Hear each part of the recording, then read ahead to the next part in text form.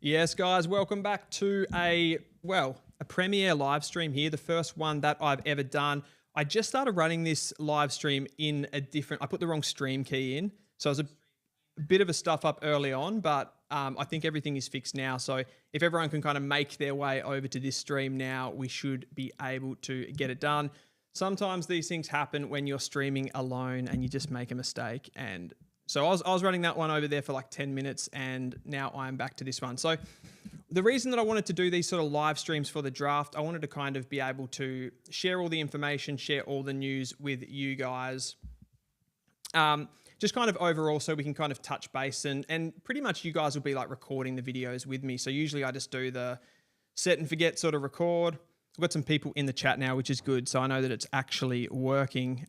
Braden Crocker said, I was watching your mid-season draft video thinking it was your live. Yeah, it was my mistake. So I accidentally put the wrong stream key in. Pat Logic said, it's cool, man. Thanks for that, mate. Wooden Spoon Data. Woody, you had me scared. There was a Wednesday night match. Yeah, like so streaming alone, a lot of mistakes can be made, but I think we are all good to go now. So as I was saying, kind of doing this so that you guys can actually come in, ask me questions about the draft, as opposed to me just posting a video, you get in the comments, and then it's sort of difficult to write back to everyone. So this can be kind of just straight at it, and then we can go from there. So having a look at things, I think the best place to start here, we're going to cover things like the mid-season draft, some of the national draft rankings, some Q&A, all of these sorts of things. I think the place we'll start here is just to go through the matches that were played at the weekend to kind of touch on some performances. And then some of the players that were there will kind of trigger some idea and discussion about that as well. So first game was the Tassie Devils and the Giants in the Coates League, round 6. So keep in mind here that there has been a bit of an exodus of those kind of draft relevant players come out of some of these sides as they play for their schools and whatnot. But this one, not a particularly draft relevant game, Tassie versus the Giants. Tassie won this one by around 40 points. Jack Miller, who's a 181 centimetre small to medium forward for Tassie. He kicked 5 goals, had 14 disposals.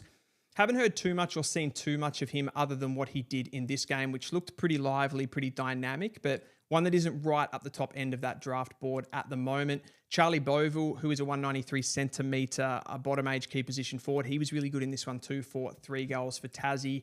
And Jasper Hay, probably the most draft relevant Tasmanian prospect at the moment. 200 centimetres. He can play ruck. He can play key position forward and he can play behind the ball as well. So this next few weeks for Jasper Hay, I don't think he's had any sort of major performances in the front half of the year, but just needs to be able to sort of settle on a position so that he can kind of get there. On the Giant side, not too many players to talk about at the moment. They don't really have any in that sort of top 10, top 20 discussion. So we'll move on to the next one, which is GWV and Sydney, which Sydney won this one by a point. So a pretty good win for them. Lockie Carmichael, who's probably in that top 20 discussion. I've had him as high as around 15, 16 in my rankings. He's an interesting prospect, a sort of distributing half-back defender. Good in the air for his size, and a good user of the ball. He makes really solid decisions. He's not necessarily, like there's no sort of thing that really grabs you with Lockie Carmichael. Probably that aerial ability is something, but yeah, he's not particularly athletic. He's not super dynamic off the back half, just sort of controls the game, knows what to do and keeps the tempo going. So 11 marks, 32 disposals kind of shows that. And I think he definitely will be bid on and eventually taken by Sydney overall. Max King's the other one that people, he's big in draft circles, in draft conversations, definitely in line to be a top 5 pick, but just the 17 disposals in this game, and he's had pretty modest performances to start the season. I feel like Sydney a little bit are trying to hide this guy. So I don't think they want to kind of put him at the forefront of what they're doing, just so that it kind of decreases his value a little bit and then they can sort of get him for cheaper. I feel that's what they're trying to do anyway, so that he doesn't get those high-end bids. Will it work? I don't know. I feel like people do know Max King's quality, so it's a long play. For GWV in this game, who were pretty good, to be fair, they had Floyd Burmeister, who is, big in line for this mid-season draft as a prospect. He missed last year's draft, probably one of the more unluckier players, and now he's pushed forward. So I don't think he's draftable as a ruck on its own. He's had a couple of good games this season forward of the ball where he's kicked sort of multiple goals. The others have been sort of meh at the moment. So he's probably got the next 3 weeks to be able to sort of prove that he can get on an AFL list. As I said, I don't think he's got the physicality to be able to play as a sort of standalone ruck at the moment. So I don't think clubs will be taking him as that. They'll be taking him as a player that can maybe pinch hit in the ruck and play as a key position forward. So I think his physicality is probably the question there. And we'll talk about him a little bit more when we go through the mid-season draft ease. Brisbane versus the Eastern Rangers was a good game as well. Brisbane kicked a buzzer beater winner in this one. It was Tyann Prindable who kicked that winner. Dan Annabelle's probably their best prospect at the moment. 23 disposals and a goal in this game, not doing anything to sort of knock his chances of a top M pick. It's just really where that bid comes for him.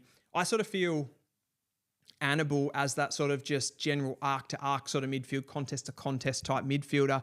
He probably doesn't have the upside of some of the others. He's not particularly quick. He's very physical. He's very combative, and he does have a little bit of aerial ability, 184 centimeters. So he's not super, super small, but you're more getting a sort of stoppage specialist here, someone that's creative by hand. I end up sort of expecting him to maybe fall down into that sort of around the 10 mark by the end of it. Everything Essendon has jumped in the comments here. G'day, Dylan. Thoughts on Adrian Cole? I'm a big fan of his, unsure why he wasn't drafted. Very good question there with Adrian Cole. I think he's really good one-on-one, physically imposing in the air, and he does his lockdown duties, really professionally. Probably for Cole, why he hasn't been drafted is to do with his disposal. He's not the best kick coming out of defensive 50. And clubs, when they're getting those slightly undersized defenders, I feel like they're going for someone that can use the football. I think the prototype there is probably someone like a Luke Trainer, who's pretty good with ball in hand as well. So that's what I would say about Adrian Cole. He is a very good player, though, and a very good athlete. Grittio says, where are the beers, Dylan? No beers tonight. Wednesday night. I'm being good in that regard. Charles K, hopefully a ruck for the Bombers. Yeah, we'll get into that, Charles, when we talk about the mid-season draft prospects, because there are a few. I just mentioned Floyd Burmeister from those games as well. I'll keep just quickly going through a couple of the performances. Dandenong and Northern was another close one. The Northern Knights won that one by a point.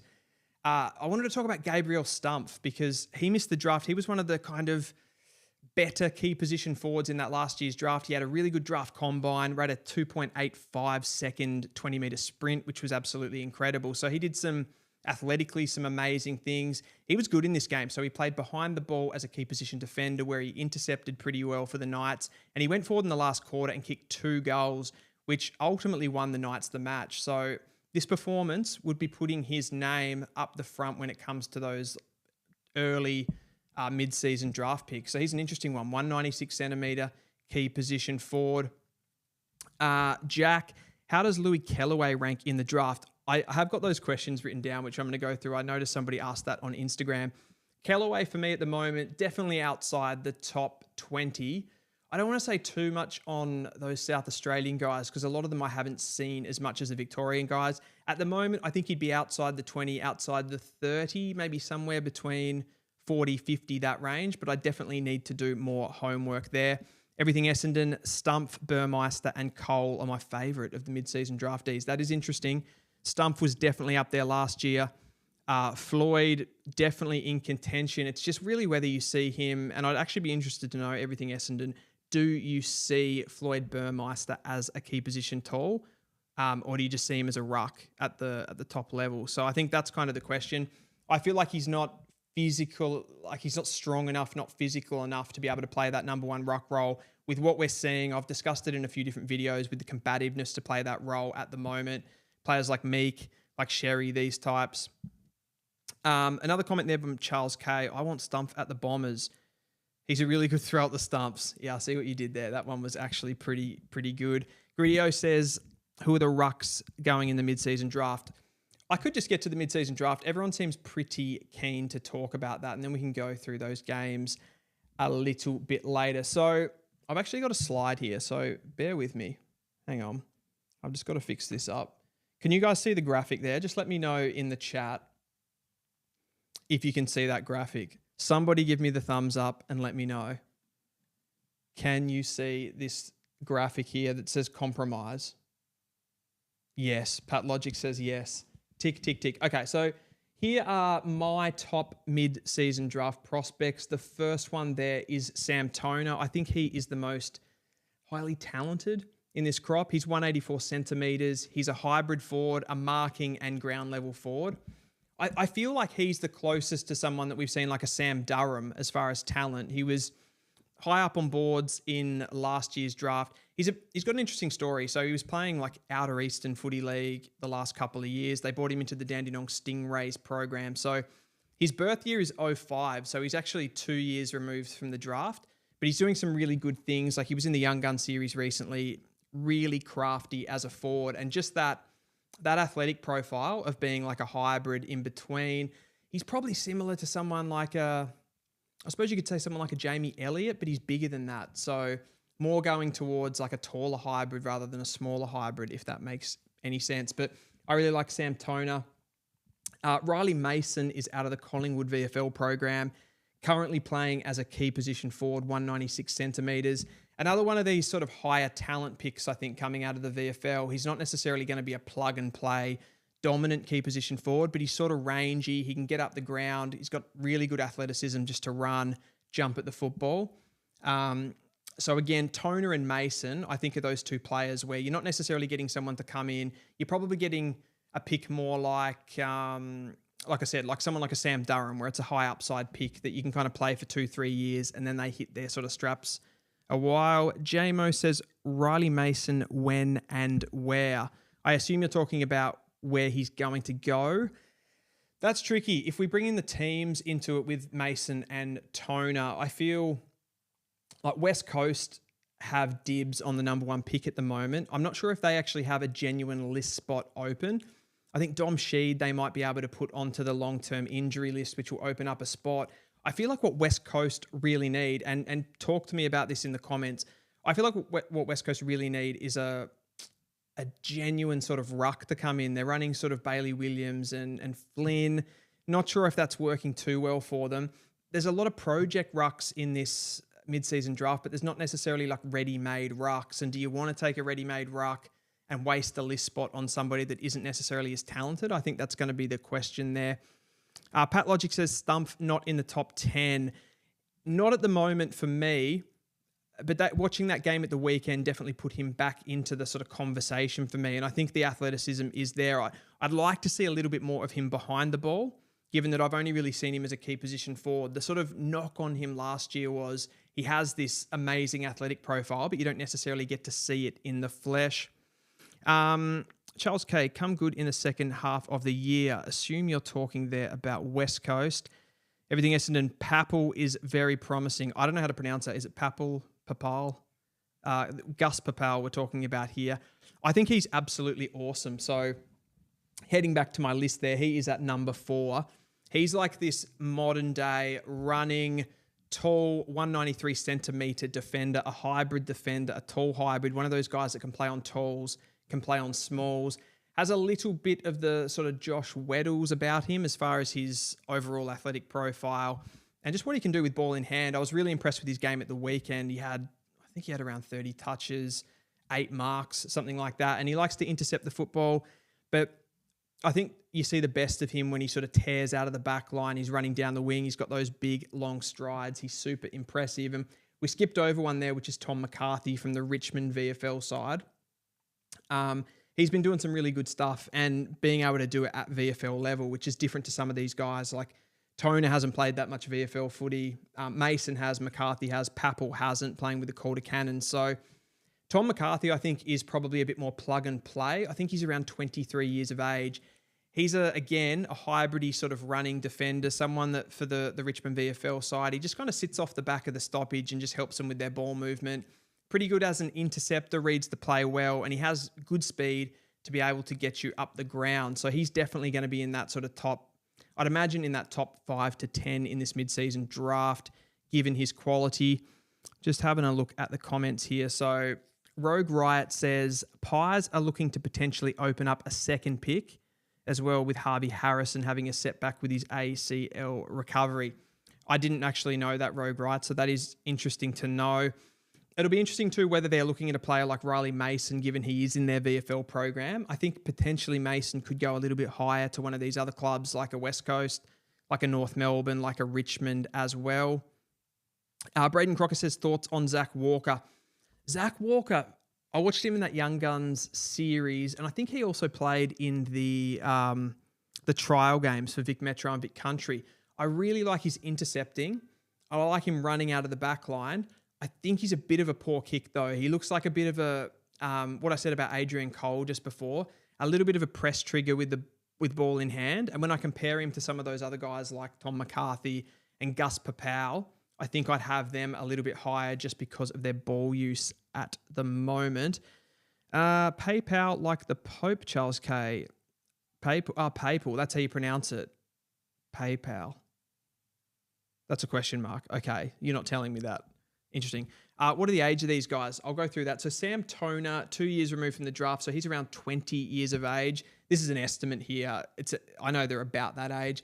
Riley Mason, I think, is 23, I want to say. I might actually look that up quickly in case I give you the wrong number there. Hang on a second. Riley Mason, AFL. 23 years of age. So I was right the first time around. I should have just trusted myself. Should always trust myself there. Yeah, he's 23. McCarthy, again, I think he's around that age as well. He might be a bit older. He might be 24, 25, Tom McCarthy. Gus Papel's young. He's only 1 year removed from the draft, so he'd be 19, I suggest. Going to the next one there, you got Charlie McCartan, who is brother of Paddy McCartan and Tom McCartan, playing currently with the Geelong VFL side, and he's around 25, 26 years of age. So he'd be that plug-and-play key position intercepting defender. He's 194 centimetres, so he's a little bit more of your genuine key position player. And like I said, someone that I think a team that needs a key position player just to come in, fill a void, he's probably more in that sort of area. I could see potentially a team like North Melbourne going after a player like McCartan just to fill in their stocks a little bit. I think you can see we don't have a lot in the bank. You're starting to get into either really young players, like we've even blooded Matt Whitlock this season with key position defenders. He'd be one. Interesting with Zach Reid leaving the track for Essendon. I'm not sure what his injury was. You wouldn't want that to be long-term. They've already lost Lewis Hayes, haven't they, as a key position defender. So he could be one that they could get as a bit of a stopgap. I don't necessarily expect him to be right up the top end of the mid-season. He's more of a ready-made prospect that you can sort of flick in there. Gold Coast could be in the mix for him as well, having lost Charlie Ballard. So that'll be interesting to see. I'm just working through these comments. I've never done a live stream by myself, so I don't really get the whole like juggling the comment section. So I'm doing my best here. Thomas says, who should the Saints look at if they open up a spot for the mid-season draft? I think the mid-season draft is tricky for a team like St Kilda because probably their biggest hole in their list is from a high-end midfield perspective. And it's hard to get quality midfielders. I feel like most of the guys that are kicking around VFL lower league level don't have the quality as when you're going into the top end of the draft where you want to get those midfielders. You're kind of better off hunting in the key position market, some of those like hybridy types. And I feel like St Kilda have a lot of that already. I think if St Kilda did come into it with a high pick, I think Sam Toner would definitely be someone they'd still be looking at. I think they could have a look at someone like which is the next player on my list as well, Seth McDonald from the Eastern Rangers. He's a big-bodied mid, 189 centimetre.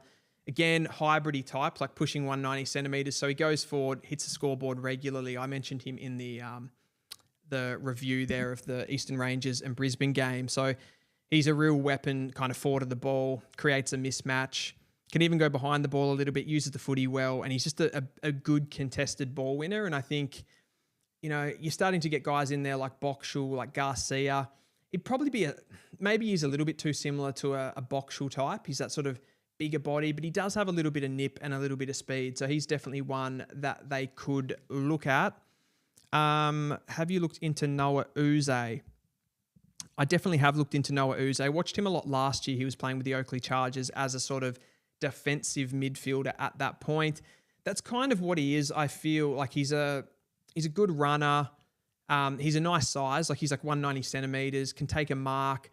I don't know if he's got honestly, I don't know if he's got the quality on the ball compared to some of these other similar type, bigger bodied midfielders. You'll see there at number 10 on my list, I've got Cooper Herbert. He's another one from the Calder Cannons, a big bodied mid that can push forward and hit the scoreboard. And we haven't really seen that level of quality from someone, just Noah Ruse, like his ball use going inside forward 50. He's not great with that. He's more of just what the role that he plays at this level is sort of similar to what like a Willem Drew does, or a Rowbottom or somebody like that at Sydney. So he's less kind of trusted with ball movement and being able to sort of hurt you with his disposal. Going down here, will Mitch Stevens go first in the 2025 draft? Ask me that one again in a minute, Griddio, because we'll stay on the mid-season at the moment. Who do you follow? I follow North Melbourne. I'm a North Melbourne supporter, unfortunately. Autocorrect fat fingers. Gus Papau, a Ridley type. Yeah, he is. I'd say he's a little bit less... I'd say Ridley is a bit more of a key position type. A little bit better at locking down, where I'd say Gus Papau is genuinely in that hybrid type. Ridley still is, so... There's definitely some similarities there, and like Trainer's another one kind of getting thrown into that mix as well. He's definitely that type. I think he's quite skinny, so he will have to work on sort of like bulking up a little bit, get his physicality a bit better so he can play those lockdown roles. But at the moment, I'm sort of impressed with his athleticism and what he can do with the ball. We've seen those halfback. I think there's been an evolution of those halfback players in the last couple of years where you can't be that little mini distributor like a Caleb Daniel as much anymore. You've kind of got to be a lot more athletic. I think the players that are really succeeding, Joel Frazier did it a bit last year, being like 190 centimeters, just covers the ground, looks like a gazelle when he runs. Trying to think of others, like Darcy Wilmot's a bit the same, very athletic and kind of just streams out of the back. And I think you need those types of players. Everything Essendon on the Zach Reid one, no injury, just a big knock, will play on the weekend, I believe. Okay, so that's good. But yeah, Lewis Hayes going down, they could potentially target a ready-made. I do feel like though overall Essendon, they will look for ready-made in the ruck potentially, but I think the rest of their picks, they'll probably go for high upside players because I think they're in a bit of a rebuild at the moment. DP McCarthy is 24. Yeah, okay. I might have said 25 or 26, so I was a little bit over there. Do you think the AFL should open a 24/7 DFA and mid-season draft should be just undrafted players? Do you mean not have the periods, Braden? I think that's what you mean. So just kind of make it so you can add consistently if you get long-term injuries and stuff. If that is what you mean, I think that's an interesting question. Probably, I mean, I'd like to see it go to the point where they do, like there is actually a mid-season trade period. I think that'd be really beneficial for the game. I think you'd see a lot more players that are sort of buried deep in the depths of certain teams, like players like Will Brodie and stuff like that, who, you know, maybe they're not necessarily quite up to AFL level, but they'd be able to do something for, I mean, you look at like a team like St Kilda, they just can't, they would have liked to have got even more midfielders into their lineup, and they're not able to do that. I think it'd just move players around a lot more. Like we're already a league where you're tested by your list depth. Like the end of your list is getting quite weak as far as quality. So to be able to move those players around for me could only be a beneficial thing. I think you'd see high-end teams sometimes try to trade some of their better players away. I think it'd just get a bit more interesting and teams would be a bit more malleable with that sort of thing. McCartan is a lockdown type. Yeah, that's correct. Does a little bit of intercepting, particularly at VFL level. Has been a swingman at that level, but definitely someone that I'm pretty sure, like his brother Tom, from what I've seen, can do those jobs. Rogue Wright says, I'd honestly be pretty surprised if Pies didn't pick up a key defender. Losing Reef McInnes means we only have Charlie Dean as key defensive depth, as well as Joel Cochran, who's definitely not ready. Yeah, correct. And someone like Gus Papau is probably in a similar boat to someone like a Joel Cochran, where they're probably not quite physically ready, like only 19. I mentioned his running and his athleticism, but he's not necessarily ready to play on those, bigger body type players. So I think Collingwood for sure, and they definitely do have a spot lined up. I think they've either got like an opportunity where they didn't take an SSP, but there's definitely a list spot there. I think they'd be hunting in that market for like Tom McCarthy's probably a little bit too undersized to cover what Reef McInnes was doing, but McCartan would definitely be one that would be in that list. I've got kind of an extended list on my computer here too. Nathan Kruger could potentially be one that they brought back in. I know they delisted him, but he's actually gone and played VFL for Geelong this season. He's gone behind the ball. He's been a bit of a swingman, pushes forward, and just kind of tests teams a little bit with his height. And I think how well he's played as a key defender for Geelong, Collingwood would probably be having another look at him. And given the fact that Reef McInnes has gone down, that wouldn't be the worst player in the world, which does sound kind of strange. There's a couple of other like key position players in the mix as well. I've got one there at number 9, Archer May, who's a key position forward playing in the Waffle at the moment. So I haven't been looking at him intimately, but he has been kicking a lot of goals. I think he's kicked 15 goals across the first 5 games of the season for Subiaco. So he's doing pretty well. 198 centimetres, I want to say that he is. And teams could look to, go for a key position forward, someone that just is ready-made. He's a little bit older as well. I think he's around 21, 22. And if he's got that physicality to be able to play at the top level, then you could probably play him as a defender as well, potentially, if you could sort of get that development into him quickly. Having said that, I think how Collingwood are going at the moment and how they've been able to rejig things, they sort of use Darcy Cameron as that sweeper in the ruck who comes back and takes a lot of intercept marks. Darcy Moore's doing a really good job one-on-one this season as well. Having a look more into these comments, Dom Brew, a chance. Yeah, kind of what I said before about the Saints kind of dipping your toes into the midfield market in the mid-season. I don't think it's necessarily, like it doesn't work as well going for those mid-types. I think Brew, although he does get big numbers and consistently performs at the VFL level, he probably, most teams and recruiters would see him as lacking the necessary sort of athleticism, I think, to step up to the AFL level and have a big impact. I think, yeah, he'd come in and probably do okay. And are there worse players in the AFL than Dom Brew, potentially later on some teams' lists? But I just think he's one of those kind of VFL players that wouldn't necessarily be able to make that next step up. I think he was training with the Dogs, played a preseason game with the Dogs, and yeah, he certainly wouldn't be one that would be coming in and sort of moving the needle for you. He'd be a depth player at most, I would have thought. Gritio says, who do you think the Crows will take in the mid-season draft and who do you think they should target? I think currently the Crows actually don't have an available list spot, so they're not kind of in contention. The Crows are a really difficult one, aren't they? Just because of how well they've been playing, how balanced their list looks at the moment. One thing that I have said about the Crows is they probably, for me, lack a distributing defender, just a really high-end one. They've got... God, his name's curly blonde hair. Hinge. They've got him back there. He's a pretty good distributor. Got a bit of pace off the back half. Rory Laird's back there, but I feel like potentially, at least not necessarily in the short term, but I think in the short to medium term, Rory Laird potentially holds you back. Again, coming into that conversation around athleticism, I think the Crows could look at somebody like a Tom McCarthy who could run the ball out of defence for them. He'd be the ready-made option. And then again, Gus Papau, he'd be one that's probably a bit of a project player and probably fits that modern-day archetype a bit more as that running defender with more athleticism. So that is the way I would go there. Braden Crocker says, is Herbert a mid or a forward at the next level? I think he is a mid. I think he's probably someone that could slot in to like your kind of fourth mid sort of like rotation, and then they rest forward. Think about a player like Matthew Kennedy. That would be the prototype, I would say. He's a little bit taller, Cooper Herbert, and a little bit better in the air than a Matthew Kennedy, but he's that type of sort of combative player. He's really good with those ground balls as well. Like he's got that fast...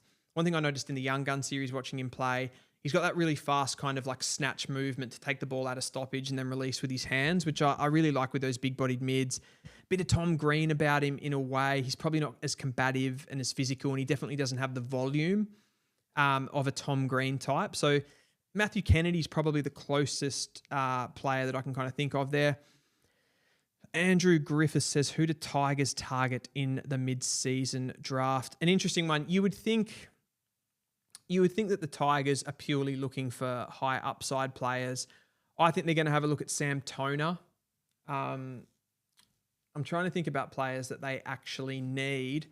I feel like the small forward area isn't, it's probably somewhere they would have looked to in that 2024 draft. Like I think they were pretty hot on Joe Berry. They didn't get him. So they got mostly mids and key position players. I think when you look at the 2025 draft, that this is if they don't trade for like a big fish, like a Harley Reid or something, but they're probably going to be looking at players like, Josh Lindsay, Sam Grill, those sort of fast feet midfield types. Zach Butters is another one that they're in for as well. But I think if they can get some sort of auxiliary positions kind of tidied up, like some of those small to hybridy forwards, they don't really have too many of those at the moment. They did draft Jasper Alger with a late pick in 2024. I think Sam Toner would definitely be up there for them. I think Rasso would definitely be up there for them. Both of those players actually in their VFL system, so they'd be getting a good look at them. McCarthy the same. Do they need that type of defender? They probably do need a distributing defender. I think for the long term, Trainer really fixes them there as that sort of unicorn. And I'm kind of just like talking through this in my head at the moment. But also maybe they go for like a player I could see Richmond going for is like a Zach Harding, who's number 7 there on my list. He's about 199 centimetres, Murray Bushrangers, played in the Young Gun series as well. He is the archetypal modern day ruckman for me. He's that sort of Lloyd Meek type build, very strong in the contest. He's really hard to be able to bump out of position. So he sort of controls space at stoppages. I've got some stats here on him actually. He's doing really good things in the Coates Talent League at the moment. Do I have those stats handy? That is the question. Where is he? Okay. Zach Harding. Yeah, averaging 30 hitouts and 18 disposals currently in the Coates Talent League. So he's absolutely dominating there. And he just looks the part for me as someone that can step up to AFL level. He's super clean. He's not one and done either. He doesn't just go for like one effort in the ruck and then it's over. Bit of Tristan Sherry about the way that he backs up at the contest and tackles really hard as well. So he's young. Again, he's 1 or 2 years removed from the draft. So I think he was actually draft eligible last year. So he's probably only 19. He's not going to come in and move the needle, but I think Richmond do need that sort of backup ruck. Again, all of this kind of goes into a deeper conversation about the 2025 draft and Cooper Duff-Tytler sitting at the top. Are teams going to overlook that ruck position, or are they going to go for the talent that is Cooper Duff-Tytler? And does that affect the mid-season draft for them? I think you could do a lot worse, though, than going for someone like Zach Harding with a top pick in the mid-season draft. I think he just looks AFL, like an AFL type ruckman to me at the moment. I'm working through these questions here. Who do you think will get Rasso? That's a good question. I feel like Sam Toner is probably the top talent. This list that I've got here isn't necessarily like a pure ranking, and it is going to. It's definitely not a mock. It's probably more of a talent ranking than a mock, but I haven't exactly like put it through a spreadsheet and kind of gone over all their individual attributes. It's just a bit of a like, who would I pick sort of thing. What was that question again? Who will get Rasso? Geez, I don't know. Who really needs a small forward? I had some teams up here kind of looking through it. I mean, maybe a team like Carlton would be pretty keen on a player like Rasso, but given the fact that he is connected to Richmond there, it's a mid-season draft player, so they kind of know everything about how he's developing. Again, he's only 1 year removed from the draft as well, which makes, I think that's important. He's gone up, he's taken that step. He's decided himself that he's going to go and play VFL football and he's not going to play Talent League. To go up and have that much of an impact is pretty impressive. And Richmond have been able to see that all through their development program. So I think it probably bodes well for Richmond getting him. If they do open up a pick as well, they are going to have one of the, the top 3 picks overall. So I think they've got a pretty high chance of getting him. But like I said, like Carlton would be keen. Maybe North Melbourne would be keen if they see Rasso as one of the top talents. West Coast, I think West Coast would be more likely to go for a Toner. I still think overall you would go for a Toner given the fact that he's a hybrid. So he's a little bit more of a rare athletic type. That's why I would sort of put him slightly above Rasso. Where did I get to with these questions? Heading down. everything Essendon. Can't see him playing on Oppo first key like Ridley. Yeah, exactly. Exactly. More of a distributing running defender hybrid type. Some are more suited to the physicality. I suppose there is after a few years of development and he puts on a little bit of size, I guess there's potential, but he's not really doing that at the moment. He's more of a running defender. Just joined. Is this just looking at options or more of a mock draft? A little bit of both. We're kind of talking through some teams that could be kind of looking for these players, but these are sort of my top 10 that I've just made a little bit of a short list for. To add in a few more names to that overall, like that's sort of my top 10. You've got Rod Alley, is another sort of hybrid running defender with the Eastern Rangers at the moment. You've got Caleb Lewis, who is another key position marking forward, who totally ripped up that Young Gun series. He was impossible to beat in the air. I really like him as a prospect as well. He's a little bit older, 21 years of age, I believe he is. So he was playing against younger players, but he did really dominate in that game. Tom Evans. Tom Evans is a really interesting one. He's averaging 31 disposals per game in the Coates Talent League at the moment. A small distributing defender, and I think this is where the problem lies. I mentioned before that I feel like those smaller distributing defenders are kind of going out of the game, the less athletic ones. Like Caleb Daniels is a good example of that for me. He is that Tom Evans. He's that sort of player, but he's got such a good football IQ. Like he uses the ball, and at this level, I don't know if like his performances are just too good. Could he at some point be injected into the midfield and maybe that sort of changes things for him? Could he play as a small forward? I think he's got like beautiful hands. He releases the ball really well. He bites off those corridor kicks, so he's not afraid to take on really difficult kicks. Pretty good at running the ball out of D50, although he's not one of those aesthetically pleasing runners that, you know, comes out of the back half with the long strides. Think like Toby Travalia of last year. He's more that sort of nuggety type, but so physical, so competitive, so combative.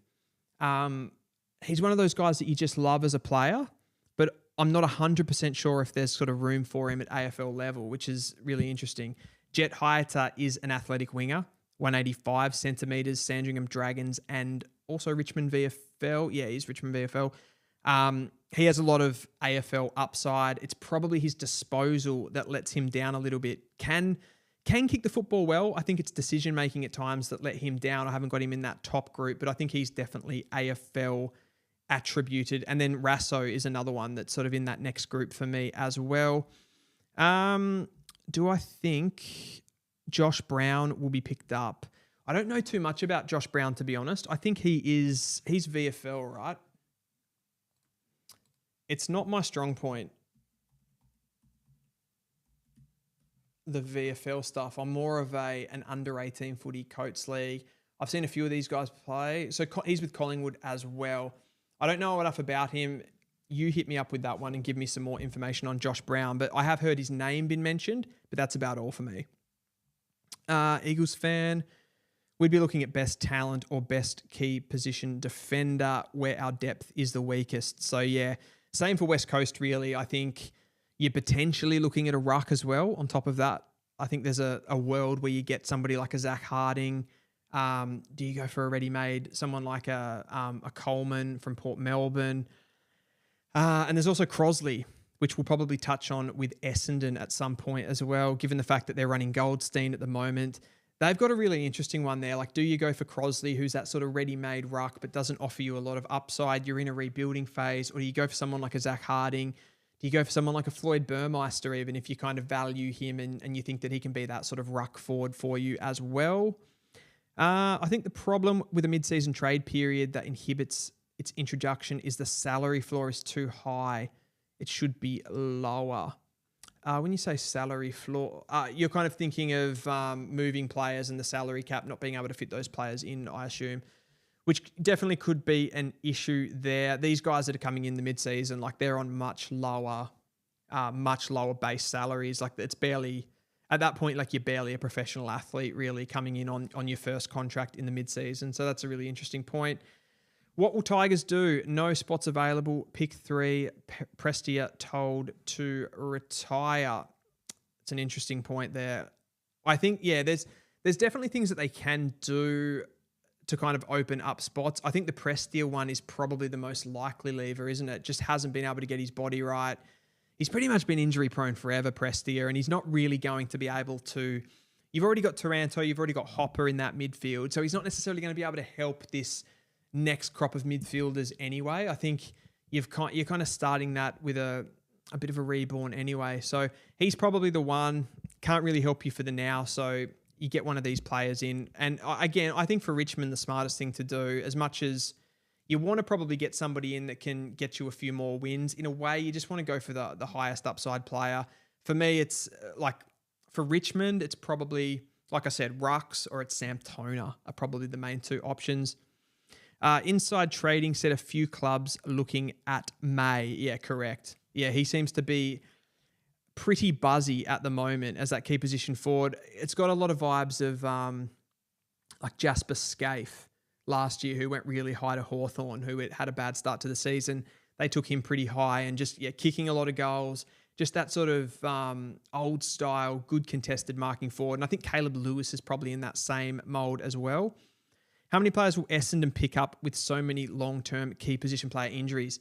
Yeah, it's a good point, because I don't know, like, you don't want to fill up massively on mid-season draft picks. I think if you go back to last year, was it Brisbane Lions might have taken 3 different players in the mid-season draft last year. I think it was Brisbane. So it's definitely possible. I think they'd be looking at 3. I definitely do think they'll take 3. I think they'll definitely take a ruck. I think they'll definitely take like a high sort of talent option. Again, I keep saying those guys at the top, like whether it's a Burmeister, whether it's a Toner, if he's available, maybe somebody like a Mason, as well as a potentially a ready-made ruck. And it's probably a question, particularly like content creator in the chat in everything Essendon. Like, would you like to see Essendon go for a Zach Harding or a Burmeister developing ruck type, or would you prefer to see them go for that ready-made option, like a Coleman from Port Melbourne, a Crosley, that type as well? Watched Archie May at Richmond VFL last season. Very decent player, very athletic and a good set shot, but wasn't powerful enough. Good potential though, only 20 years old. Yeah, of course. And I think that's probably a similar one in that who's on my list here at the top end is Riley Mason. A bit more wiry, a skinnier sort of build, and definitely needs to sort of be in the gym to be that kind of power forward. I mean, Riley Mason's a little bit different. I think he's less of a genuine key position target and could end up being that sort of third tall, and his ground level ability kind of reflects that. I think about Jack Hutchinson from last year. I think maybe there's some similarities there. Hutchinson definitely a higher athletic profile, like his speed and his jumping was incredible. But yeah, there's some similarities there for sure. Wooden Spoon Data, St Kilda more likely to go a tall forward if we do go to mid-season draft. And yeah, there's definitely some merit in that, I think, overall. There's probably more value and there's more upside in key position players in the mid-season draft. And when you look at that compared to the national draft, it flips the other way. So you're much better off going for those high pedigree utilities or midfielders, those sort of players that you can either get to be midfielders in the future or that are already midfielders right now. And then that kind of flips for the mid-season. You can sort of stick somebody in your list, put them into development. They can have some flaws and you can make that better. Or if it's size that they need to put on, you can play them through the VFL and just get them into an AFL environment, because sometimes that's all the player needs. Brandon Parfitt or Selwood from Peel Thunder. Interesting question. Most things that I've heard have kind of gone for Parfitt. I mean, the tough thing when you go back to AFL players that have already played there is like you've sort of already seen what they are, right? Like a Parfitt, you know, he's not going to come in and be a Sam Durham like Essendon picked up in the mid-season draft, or he's not going to come in and have the impact of a Massimo D'Ambrosio, who Essendon also got in the mid-season draft, but then went to Hawthorn. You kind of know what you're going to get. He's going to be a body in there, but it's probably like for West Coast in particular. I think the only thing for West Coast, like it'd be disappointing if that's the only player they got in the mid-season draft. I think they'd like to get one of the high-end talents that's available and then also get Parfitt as a little bit of a gap filler, someone that can play in place of the Elliot Yos and the Dom Sheeds and those sorts of players who are pretty much on the long-term injury list at this point. So I think that's what West Coast need. They need some help for players like Harley Reid because they feel like they're drowning at the moment. Richmond supporters are crazy for Rasso. Yeah, I have heard that as well. I think I missed a few comments in there. Jet Hayata for the Tigers. I like Jet Hayata as a pick. I like him as a high upside prospect. I think he's got all of the athleticism, the moves. He's a good ball winner. He's good inside. Plays with a lot of physicality and a lot of heart and a lot of competitiveness.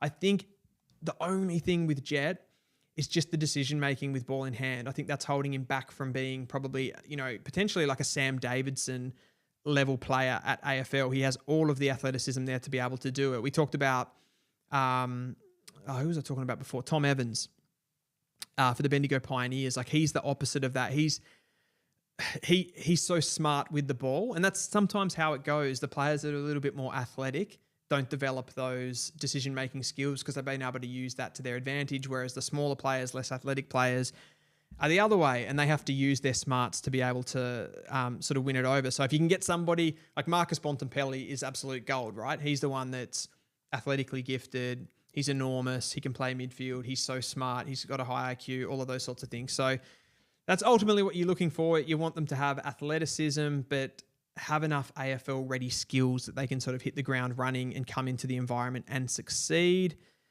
Footy Luck says, as a Richmond fan, I would love to see us get Rasso.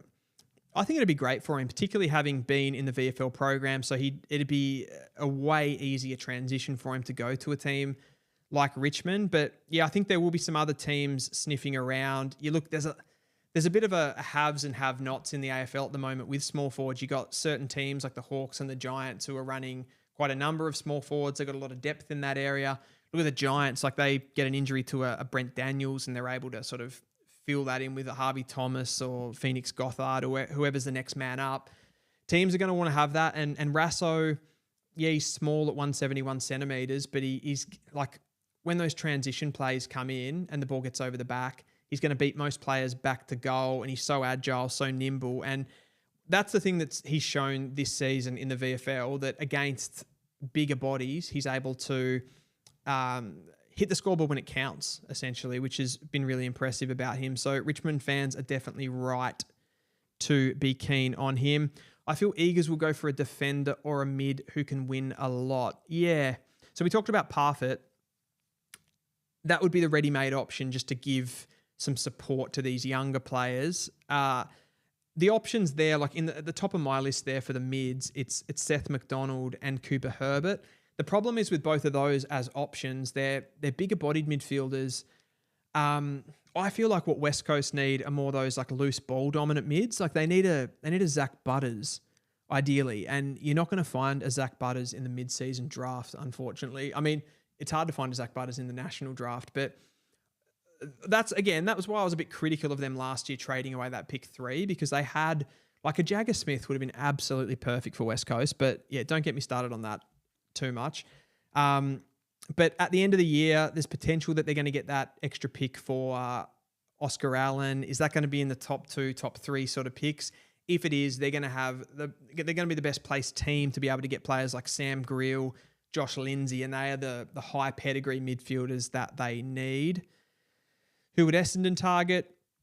I've touched on that a little bit. I think perhaps a key defender because of the injury to Lewis Hayes. I think definitely a ready-made ruck. I don't know if I'll go down to everything Essendon. So yeah, so he said we probably need a mature ruck, but the other selections will be project players, I hope. So I think if you're looking for that, probably if you're looking at the ruck that is the highest upside and ready-made in the one package, it's probably Ajahn Coleman from Port Melbourne. So he's an enormously physical player, 206 centimetres, I want to say he is, as a ruck playing for Port Melbourne at the moment. Still only, I think he's 22. I want to say that he is 22 at the moment. And his ability to be able to just lock down on the other ruckman and just guard the space is absolutely incredible. He wins so many hit-outs. It's just at the moment, the taps, I don't think there's like much Craft. And Craft has gone out of the ruck role a little bit. So as long as he can sort of hit it to an area, I think that's good enough. But he probably still does need to work on that a little bit just where the taps are actually headed, how addressed they are, that sort of thing. And he probably does need to work on his ability to be able to spread from contest. He doesn't get that involved. He has taken some absolute screamers, though, around the ground. A lot of sort of Nick Natanui about him, but definitely more of a combative type player, more sort of thick set, big, strong, and he's able to push you off the ball. I don't want to miss too many more comments. Any info on Rod Ali? Rod Ali is a running, intercepting hybrid defender. There's a lot of those in this mid-season draft pool. I think they're kind of the players that recruiters are really after because they have that athleticism at the top level. They're probably lacking football skills, and that's probably Rod Ali as well. Like, he's one of those guys, comes flying off the back line, can turn the football over a little bit, and sometimes can be a little bit fumbly at ground level at times, but he's definitely one that's in, because of his athleticism, his ability to intercept the footy, take those marks, and read the game. That's probably where he sort of gets put up in these mid-season draft conversations. And he has been good for the Eastern Rangers to start the year. He was in the Young Gun series, probably didn't have his best games there, but is that so much of a problem as well? It's a bit of an exhibition game, that, so I'm not too worried about it, but he's probably in the next crop for me. Do we think any of these mid-season draftees play straight away? Well, I'll go through the list here that I've got. So Toner needs time. Riley Mason, potentially. I need to see, because he's a VFL player, I need to see a little bit more of him. He's a little bit older, though. I still feel like he probably needs to get a little bit more size and strength to him, but there's potential. Tom McCarthy, I would say yes. He would be able to play as a running halfback for an AFL team right away. Gus Papel, I'd say he needs some time, needs some development. Charlie McCartan, yes. Key position defender, someone that you could plug and play pretty much straight away. He's not going to be the best key position defender in the competition. Like, you're not getting Sam Taylor or Harris Andrews, but you're getting a plug and play player. Seth McDonald and Cooper Herbert, I'll bunch them up because they're similar types, mid-forward, big-bodied mid-types. I think they're more likely to be able to hit the ground running. Like, who's players? Like, you think about somebody that's come into the AFL system, they're sort of similar types to like a Harvey Langford, I suppose, as far as like body composition. Langford was very physically strong last year, though. I'm not sure if those two have quite the strength that he has, but that type, I mean, Josh Smiley, I think he could be playing AFL right now. They're kind of that sort of a midfielder. Zach Harding, he'll need some time to develop as a young ruck, only 19 years of age. Does have a lot of physicality to him, but I think he'll take some time. Burmeister definitely will take some time. Archer May, from what I've seen, could potentially, I think he'd probably still need to take some time. Yeah, he's not really ready to hit the ground running. And I mentioned Cooper Herbert. If you're looking at a few other kind of ready to go ones, I think Caleb Lewis, 196 centimetre key position forward, he's doing pretty well at VFL level already with the Casey Demons, so he's one that could hit the ground running. I think Rasso, as a ready-to-go player, could come in and play a role straight away. I think, he gets a lot of knocks on him, but like Kako has come in and played that small forward role. Nick Watson last year played that straight away. I think Rasso could, hit the ground running similar to what they have done. He's not as high a pedigree a player, but he definitely could. Kobe George is one that I haven't mentioned. He's in that next group from the Geelong Falcons, another hybrid intercept defender. There's so many of these guys. He's less athletic, but he just reads the game so well, uses the ball so well. Kobe George coming out of the back half. So he's another one. I think he could probably play pretty early on. Nathan Kruger could definitely play. He's already played AFL. Liam McMahon, I'm hearing quite a lot about, and he's another one I think that could play straight away. And as a bit of a smoky, a player that I watched at the weekend from the Bendigo Pioneers is Nick Thompson. Again, a big-bodied midfielder, 190 centimetre, around that kind of mark, similar to McDonald and Herbert. Someone that can hit the scoreboard and win those hard balls in the middle of the ground. And I think if you think about, again, like, I don't know, could a team like St Kilda take a player like that? Could a team like Essendon take a player like that? Someone that just needs a big-bodied mid to come in and they can sort of develop them a little bit, but they can also come in and play a little bit of AFL, maybe come on as a sub occasionally, that sort of thing. Who would you want? So there's a bit of a conversation going on there. We've talked about Rasso. With Butters to Richmond, does that mean Port draft Dyson Sharp? Hang on a second. I need more information there. How do those two things relate? Butters to Richmond, does that mean Port draft? Oh, okay, yeah, gotcha. So then they'd get Richmond's picks potentially. I don't think Dyson Sharp will be a top 10 pick. So I think if Port Adelaide were using Richmond's picks, I think it would be more likely around the 20 mark. So I don't think Port necessarily need those Richmond picks to be able to get a Dyson Sharp. Would they potentially reach for Dyson Sharp?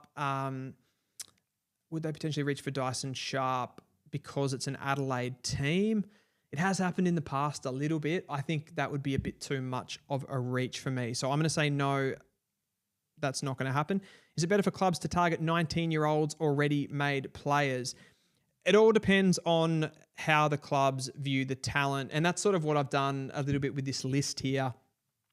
It's a bit of a blend, but I've tried to go for the players that I believe to be the highest sort of upside players on this list. I still do have queries on Floyd Burmeister's position at the top level. I've put him in there as one of the top players that missed the 2024 crop, but I think Zach Harding's a really good one. We mentioned Archer May, Gus Papau. I think Gus Papau is a big one. I really like what I've seen from him this season, and Sam Toner as well. So is it better? I mean, I think you've seen clubs do both, and it's worked really well for both. Like Essendon taking Durham is a massive one. I think Marich has been pretty good for the West Coast Eagles. They were those high upside type picks. D'Ambrosio was another one, wasn't he? So they were the high upside picks that have really worked. But then you've seen it go the other way. I think teams have taken, using like SSP, rookie draft, they've taken those sometimes like AFL rejects and VFL type players, and they've been able to come in, particularly with key position players. I think it's rare that you see players take VFL players from like straight out of the midfield or something like that, and they really hit the ground running. Like back in the day, you'd see players like Michael Barlow. I think it happened when recruiting probably wasn't as strong as it is and more players got missed. I think you'd see that a little bit more. But these days, I feel like the mids, it's hard to get a player like that to come in and play straight away. The one that comes to mind is Jai Newcomb, who was playing in the lower leagues in like Gippsland or something like that. And I think somebody from Collingwood knew who he was and then brought him in. And then he was taken with a high pick in the mid-season draft and has been a quality player at AFL. But that's pretty rare, I would say, overall. Jet Hayata for the Tigers. I like it. I like it as a high upside play. I definitely think he needs time to be able to work on his ball use. But I do think that the Jet could become one of those really high-end athletic ball movers that we're seeing in the competition at the moment. Like, think about players like Bailey Smith, what he's doing, how he carries the ball from one end to the other. Look at what Joel Frazier's doing for the Western Bulldogs. He just carries the ball. He's constantly around the stoppages, receiving the ball and just getting it out of there. And I think Jet could be that, but he needs to work a little bit more on his ball use.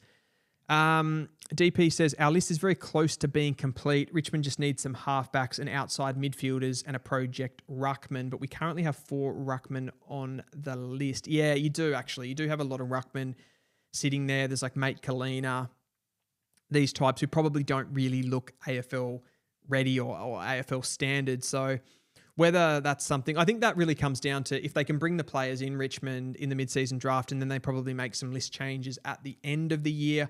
I think you're always going to be looking at some midfielders, some like high pedigree players in the national draft when it comes to midfielders. But yeah, I think the halfbacks one is a fair call. Remembering that you do have, I mean, you've still got Broad, Vlosten, who are, like I'd say Vlosten still leans a little bit to a distributor as well as a sort of shield, an interceptor. Luke Trainer's a triple threat, so he sort of does everything. Tom Brown, I see him, I think he's playing a little bit higher up the ground at the moment, but I see him as a distributing defender. So you've got a few options. There's probably a replacement needed there on some level for the outgoings of like Dan Rioli. Jaden Short's probably getting sort of late 20s, early 30s at this point. So there is some need for that, and that's where you would look to a player for me like a Gus Papau, maybe Tom McCarthy if you wanted somebody a little bit more ready-made, but I don't necessarily think Richmond desperately need that position as well. Cody Mills says, I feel Eagles will go for a defender or a mid who can win a lot of ball. Yeah, we sort of discussed that with the Eagles, and there not being that many midfield prospects. Richmond supporters are crazy for Russo. I think I've already read that.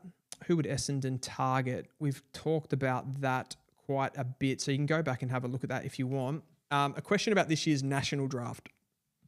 So we can move to that a little bit. Do you think CDT is a lock for pick number 1? Hang on. I'll go to my list. I wanted to do this at some point in the video anyway. He's currently on my rankings, like my power rankings. I think he looks generational to me as a tall player. Whether you want to call him a ruck or a key position forward, it doesn't really matter at this point. Just the athleticism is crazy. So there's no way there's no way that he slides out of the top 5. Compare him to someone like a Dodson last year, who was this athletic type ruckman. Floyd Burmeister, who was this athletic type ruckman, like multi-sport sort of athletes coming from basketball. They move really well. Cooper Duff-Tytler just is built different to me. Like the way that he attacks the ball, his competitiveness in the air, his physicality, how much he jumps at the opposition and physically hurts them and dominates them is just a little bit different. And I'd compare it to someone like a Tom De Koning, how physically threatening he is in the air. And then you add in the ball use with that. Like he's genuinely picking up the ball like a midfielder at stoppages and then just spraying passes around, in a positive sense, spraying passes around, like kicking the ball really well, really penetrative. He's almost like a tall winger that is also a key position forward. So is he a lock for the number 1 pick? No, because I don't think anyone's ever a lock. Maybe Harley Reid was a lock for the number 1 pick. But he's very likely to go there, I think, for me, just given what I've seen. It's very impressive. I can't say much more than that. But on my list, so I've got Cooper Duff-Tytler currently at number 1. I've got Willem Dersma at number 2. He had another incredible game at the weekend, 28 disposals, kicked 2 goals. If he keeps putting in those midfield performances like that, he's going to turn a lot of heads and he's going to be really difficult to pass up, potentially even with that number 1 pick, or at least in the top 5 for sure. He's just when he hits the ball at pace, and he has a lot of pace, he runs like a gazelle, Willem Dersma. He's so clean. Like he one touches the ball at pace when it's sort of, it's bobbling there. It's a little half volley. He can hit that at full speed, take it, and then just wheel around and use the ball really well. So he's got the aerial ability with his stature. He's definitely rangy and framey. Comparing him to his brothers at the moment, like he definitely moves better. Like compared to Zane, who is, I kind of don't know what Zane is at the time. Like I don't know if he's a third tall or he's a big bodied midfielder. I think Willem's a little bit more, what's the word for it? Like defined, I suppose you would say. Like I feel like he's definitely going to be an inside midfielder. I know when he's played in the academy and stuff, they've moved him to halfback. He's played a bit of wing and stuff like that. I think that just shows the flexibility of the player, how well he uses the ball, how good he is in the air. If he can go in and have these midfield performances, particularly at national champs level, which is coming up at the start of June, that's where we'll get like kind of the full picture. But the talent is definitely there. Zeke Uland is at 3 for me, Gold Coast Academy player. And I wanted to actually have a conversation about the academies because of just how compromised this draft is, and to sort of like to try to put it into picture for you guys. I'll do that in a second. Zeke Uland is, I reckon he's just about the most competitive player in this draft as far as the mentality. And when you talk about those top level players, you're looking for that football IQ with the top end players, and you're looking for that competitiveness. He's got it. He's a little bastard. If you watch his brother play, he plays a little bit in the same way. He just does not want to be beaten in a contest, always first to the ground ball, and just pushes guys around, even though he's much smaller than they are. 179 centimeters. His kicking is elite. That's probably something that his brother doesn't have. And the lateral movement, probably not so much for Bodie, isn't it? So Zeke's kind of got all of that, a little bit of Errol Gouldem, but he's a little bit more thicker set. So he's maybe a little bit more set to be able to play some inside time. He is short, which is probably the only negative I see with someone like Ezekiel Uland. Like, can he actually at AFL level go up and play that? Again, I want to see him at champs play like a really important role for the Allies, which we should be able to get to see if he recovers from these back injuries. Sam Grill, I've got him at 4. I think he's probably the most high upside mid in this crop. He's got elite pace. He's got unbelievable lateral movement. I think on Gettable today, he said Zach Butters is the player that he molds himself off. He also mentioned Finn O'Sullivan being a bit of a mentor, which I can see with the way that they get out of stoppage is very similar. Just having that sort of ability to be able to break away and kind of have that like explosivity to their agility, which is really hard. Like not many players have that. He reminds me a little bit Sam Grill. Like when he bursts away from stoppage, there's a little bit, like I don't want to go too big here, but it's a little bit of Chris Judd about the way that he does that. He's incredible. Oliver Greaves at 5. He's probably the best big, well, not probably. If you include Willem Duursma in that as a tall midfielder, as a more solid inside reach guy that can kind of hold people off with his sheer size and physicality, similar to what Josh Smiley did last year. There are a lot of similarities to these players. I went and watched him for Caulfield Grammar at the weekend in the APS, so up against Scotch. It was a really cagey game. They ended up winning at Caulfield, which is Oliver Greaves' team. They ended up winning it by like 40 points, but it was all in the last quarter, and Greaves was a big part of that. He and Rory Wright, who's another name that's going to come up in this top 10, they were kind of running the show. Greaves kicked 3 goals in the last quarter. I reckon he kicked 3 goals, 8 for the game. He seemed to have so many shots at goal, just a constant headache and a constant physical presence. And we know how much AFL players are looking to get those bigger bodies around the midfield, and it's important to get good quality ones that can sort of use the ball and spread on the outside as well, and Greaves can do that. I think the fact that he's a little bit shorter than Smiley probably does help his running ability a little bit as well. So I think he's going to be a good one. Who have I got next? I've got Josh Lindsay at 6, probably the best ball user in the draft. I do want to see him play in the champs. I want to see him play a little bit of inside mid-roll. I see Pendles in this guy, the way that he just uses his brain. It's a weird way to say it, but like uses his brain to be able to kind of just control everybody. Like he has players like running away from him. He shows them the footy, that sort of thing. So he's more doing it in slow motion than someone like a Sam Grill, who's like a terrier.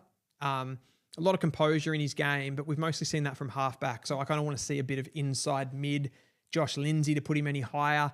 Dan Annable at 7. I feel like he's the one that could fall, given the fact that he's an academy player and the fact that he's probably just more of a generic mid, 184 centimeters.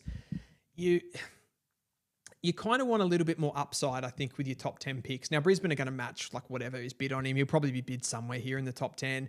I think as far as volume, productivity, being able to get his hands on the ball at stoppage and then facilitate for other players. He's one of the more creative handballers. He can do those little ones out the back. Just, draw people into space out the front of the stoppage and that sort of thing, which is super important. He can do that. He's got good physicality at stoppage, but is just a bit more of a generic mid. Like you can't imagine him, say, floating across halfback and using the footy. He's not the best kick in the crop. So I could probably see him falling a little bit, but ultimately Brisbane will get him anyway. Max King, super athletic academy player from the Sydney Swans. He's going to be right up there. I said off the top in, I think, the match review where they played GWV, it looks like Sydney are kind of hiding him a little bit in the forward line, I feel, because people want to see him play in the midfield, have those kind of 25 touch games, show that he can like win the ball at stoppage and sort of burst away and use that 2.85 second 20 meter sprint that he has. I want to see that in the flesh, but Sydney seem to be hiding him maybe to devalue him a little bit. Then Dill Patterson, another Gold Coast midfield / halfback / small forward, around 180 centimeters, and probably resembles a player like Isaac Rankin, I want to say, just with his agility, his pace, brings a real excitement to games in the academy against the VFL players. Like he was unbelievable in those games, the way that he ran around players. Now, I do expect that a little bit when you're playing VFL opposition. You're not going to be able to do that so easily at AFL level. Again, we need to see him in the champs. He's a Gold Coast Academy player, but he's an absolute weapon. I love Dylan Patterson. And then I've got Rory Wright at 10, who is kind of fast becoming my favourite player in this draft. Just, again, watched him in that Caulfield game, the APS game that I said at the weekend.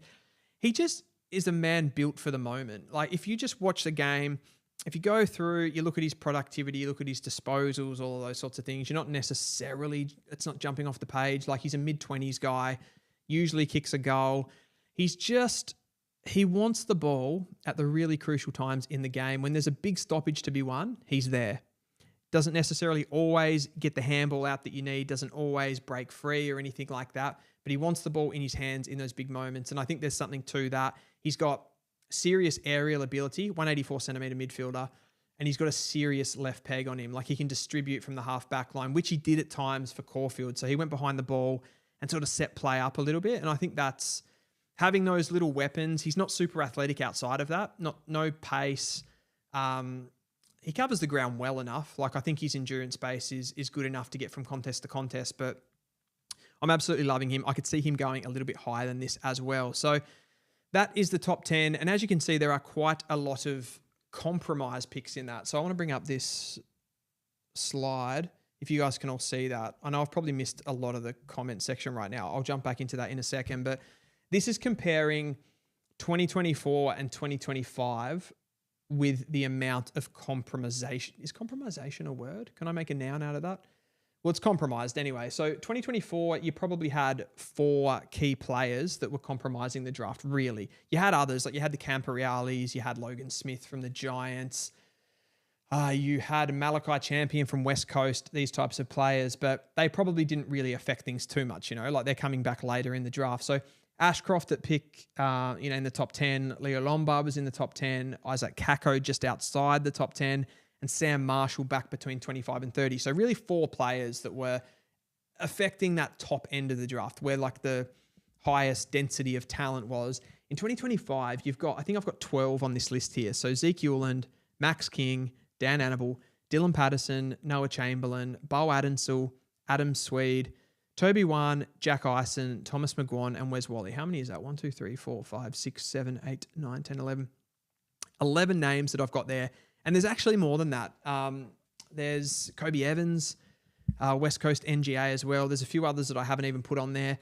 Those guys, like potentially of those 11 names, like they could all be, there's a world where they all go in the top 30, maybe top 35, all those guys. So that's like a third of the draft is compromised, which is a really big number. I think this is the most we will see of that. And you could see it being one of those drafts that does make change. A few people wrote in asking questions about, do you think these academies and NGAs are going to change?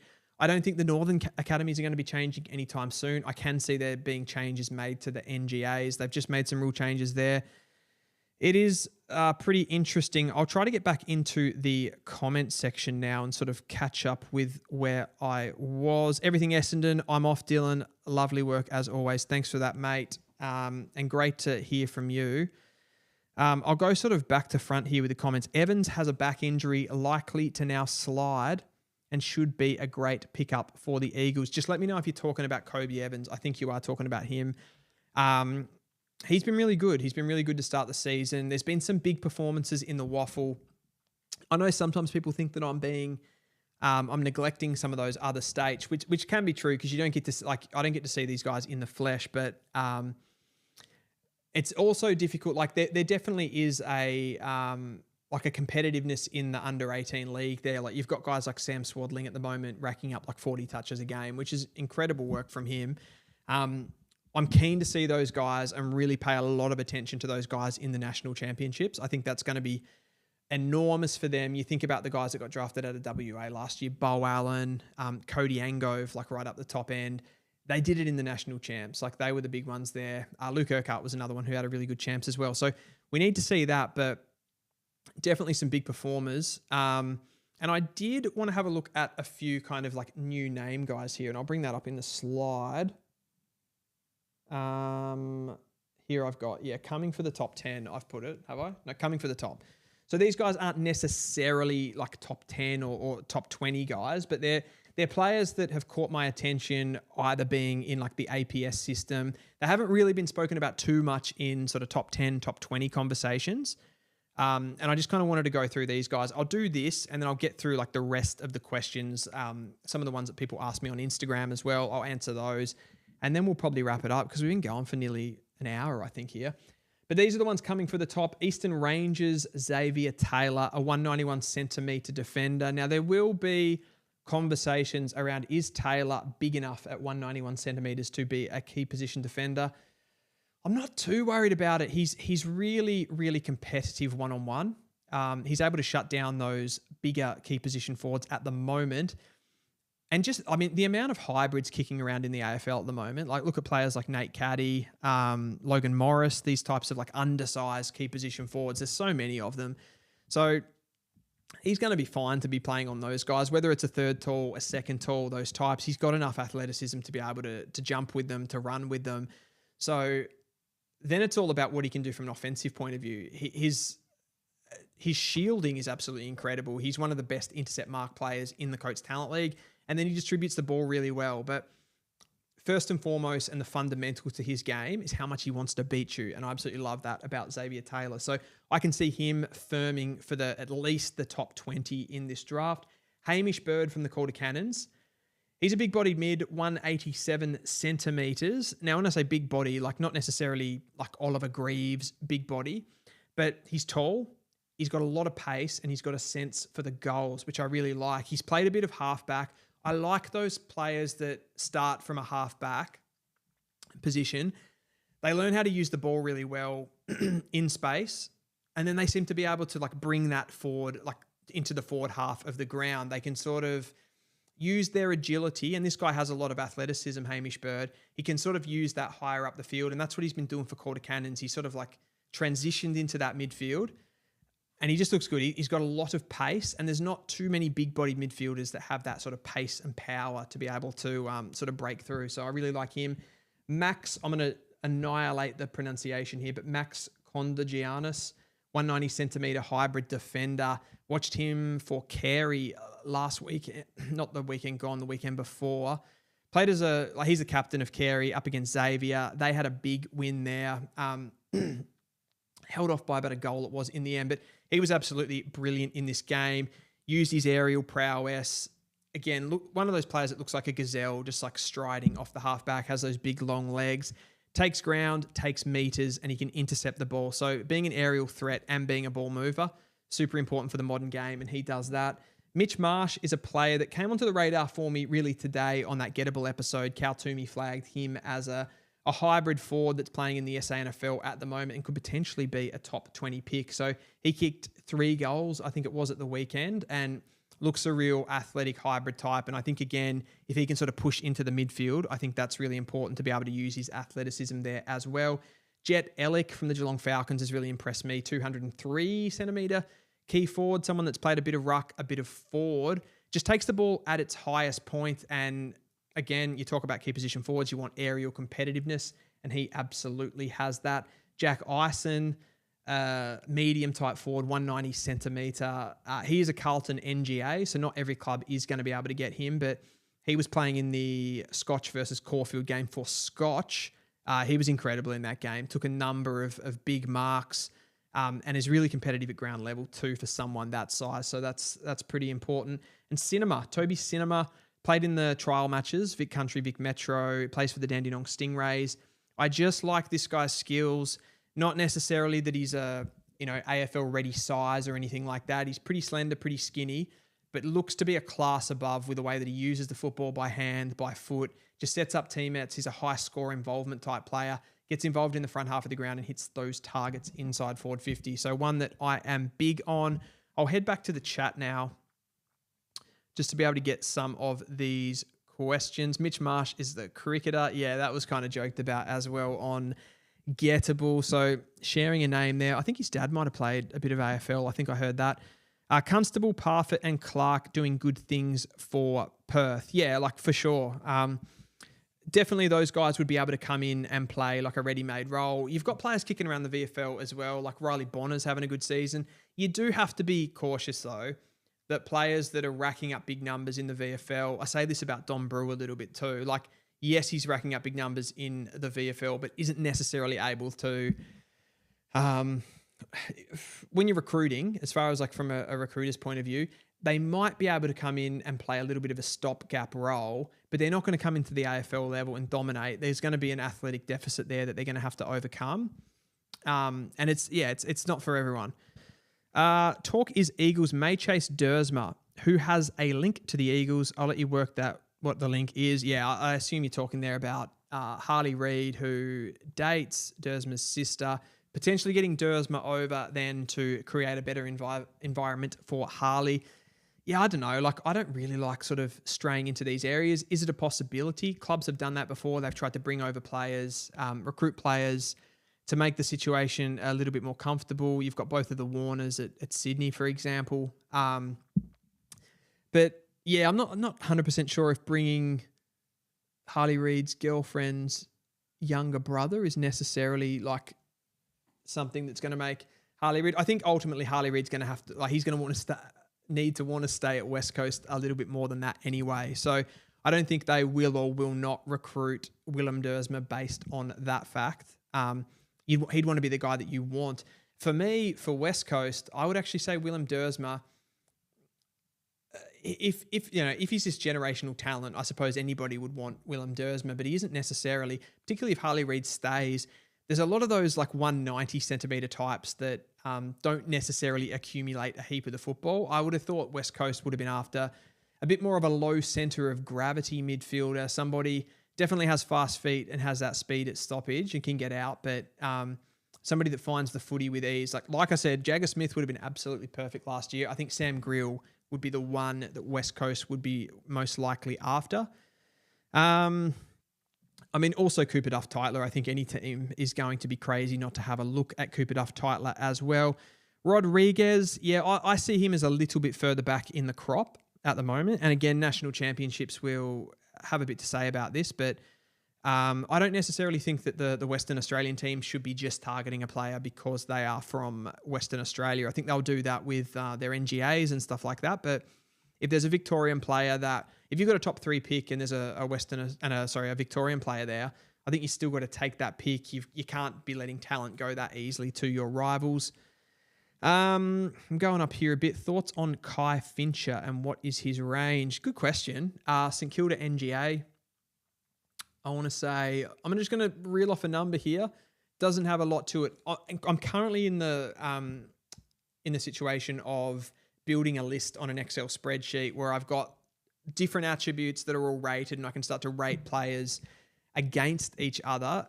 So I'll be able to tell you a little bit more clearly soon, but I'd say 40 off the top of my head. Good distributor. Not necessarily someone that the Saints need, but he'll be a good player for them to get for low value.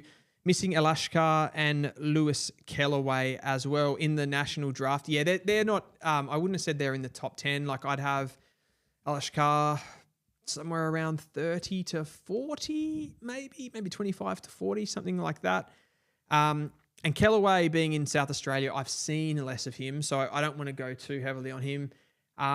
Probably 30 to 40 as well at this stage. Definitely need to see more though. Charlie Banfield doing some stuff at juniors. I saw Banfield a little bit last year in the champs. He looked very physical, very combative, and I haven't seen a lot of him this year, so I will have to keep a watch on him. WA draft hopefuls are supposed to be higher quality this year. I think that's definitely the case when you look at who have we got? I think the highest is Cody Curtin. For me, he'd be the highest up on my draft board. I'm looking at Toby Wan, looks a serious player, although I do want to see more of him than just those waffle clips where it's a pretty zoomed out camera. Like some of those Sandful and waffle streams that I'm watching, like I'm watching ants just run around the field. Like I'm not getting a really good look at it and being able to see the things. Like last year I was filming a lot of the games here, and one of the things I benefited from having those really close shots was what they did inside the stoppage. I'm not seeing that much of that when watching those Sandful and waffle streams. So national champs will be big, but Toby Wan looks really high level. I like the size of Swadling. I think there's some things that he needs to work on. Rodriguez, I like his combativeness. He's good at controlling space at stoppages. I think like his handballing needs a little bit of work. I think his kicking, people say that he's a really high-end kick. I think he's a good kick. He's very good on both sides. I don't think he executes a terribly wide variety of kicks, I suppose. I don't think he has like the control kick in him as much. He seems to come out and go long quite a lot. He's got that sort of mid-range kicks that he hits a lot of targets. Struggles with some of the more dainty kicks, for lack of a better word. Hey, mate, just a question. Who do you think Eagles will take? Pick 1, 2, and 15. That is a tough question to answer off the top.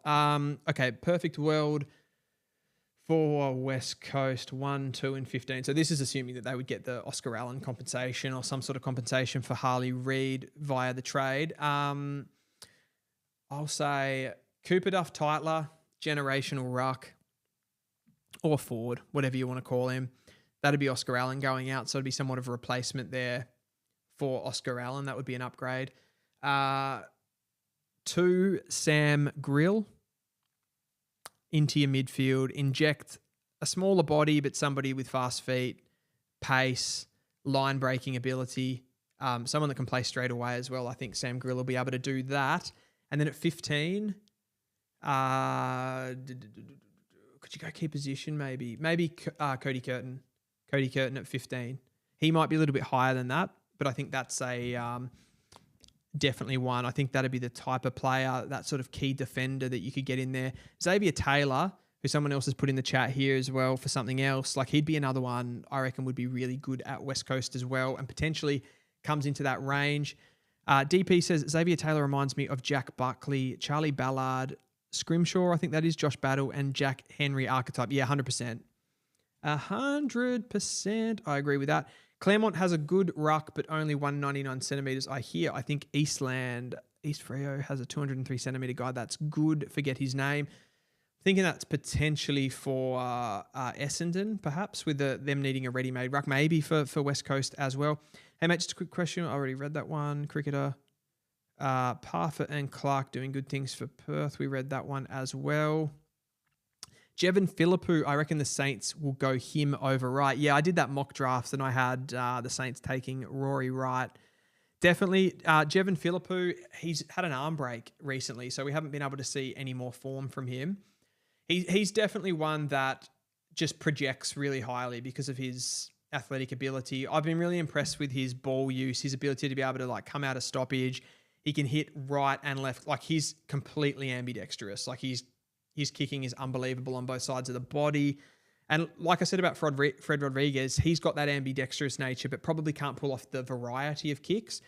Philippou's definitely a lot less sort of combative, and he's a little bit shorter than his brother Mateus. So doesn't have as much reach, but he is, even at like low 180s, I think he's like 183. He's quite rangy in there. Like he's got the long arms and long leg build, which I think is becoming a little bit archetypal at AFL level to have that more than that sort of stockier sort of rotund build.